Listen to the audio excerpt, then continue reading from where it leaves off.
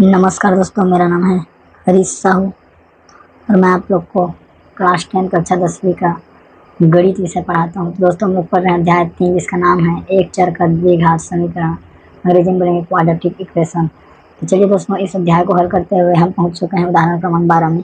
तो चलिए एक उदाहरण से आपको समझाते हैं कि कोई भी यदि वर्ग समीकरण दिया है तो उसे पूर्ण वर्ग विधि से कैसे हल किया जाता है। चलिए दोस्तों शुरू करते हैं। ठीक है, सबसे पहले लिखेंगे हल, और हल लिखने के बाद जो समीकरण दिया है उसे आप लिखेंगे। ठीक है, तो मैं इसे लिख लेता हूँ, एक्स स्क्वायर माइनस 6x धन 5 बराबर 0। इसके बाद देखिए जो 6 है इसे मैं क्या 2 गुणा 3 लिख सकता हूँ। तो इसे दोस्तों हम लिखेंगे एक्स स्क्वायर ऋण 2, और ये 6x है तो इसे हम लिखेंगे 2x के गुणा 3 बार करेंगे तो 6x आ जाएगा। ठीक है, 2 ये हो जाएगा 2x 3। ठीक है, धन 5 बराबर 0। अब हम 5 को उस तरफ ले जाएंगे, एक्स स्क्वायर ऋण 2x 3, फिर 5 को हम इधर ले आएंगे।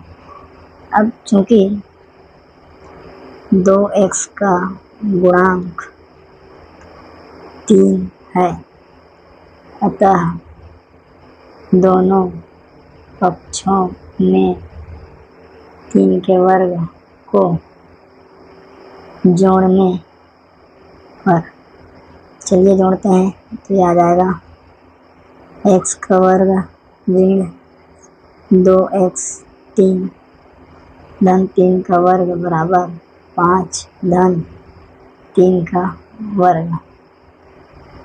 तो ये हो जाएगा आपका एक्स स्क्वायर ऋण 2a, और ये हो जाएगा b, ये हो जाएगा 3 का वर्ग बराबर ये हो जाएगा 5 धन 9।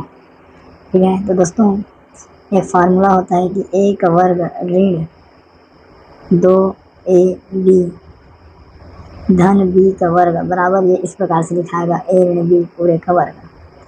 तो इसी सूत्र से ये इस प्रकार से हो जाएगा x ऋण 3 पूरे का वर्ग बराबर ये हो जाएगा 14। ठीक है,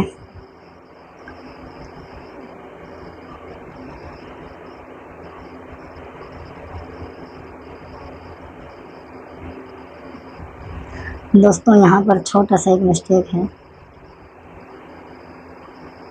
ये जो 5 है जब इधर आएगा क्या हो जाएगा, ये ऋण 5, तो ये भी क्या रहेगा यहाँ पे ऋण 5, ये भी क्या रहेगा यहाँ पे ऋण 5। ठीक है, तो जब 9 में 5 जाएगा तो कितना बचेगा 4।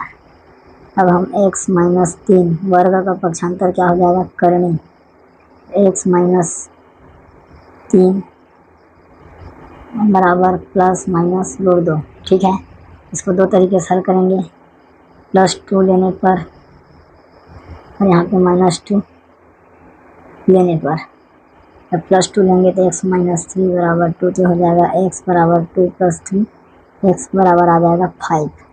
-2 लेंगे तो x माइनस 3 बराबर -2, x -2 + 3, x का मान आ जाएगा 1। ठीक है, दोस्तों इस प्रकार से x का मान हमें ज्ञात हो जाएगा।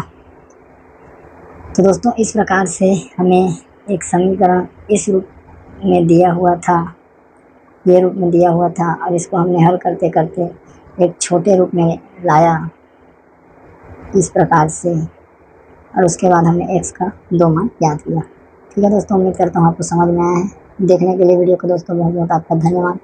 ज़्यादा से ज़्यादा दोस्तों ज़रूरतमंद तक शेयर करें और चैनल को सब्सक्राइब जरूर करें। ठीक है दोस्तों, मिलते हैं नेक्स्ट वीडियो में, तब तक के लिए जय हिंद, वंदे मातरम।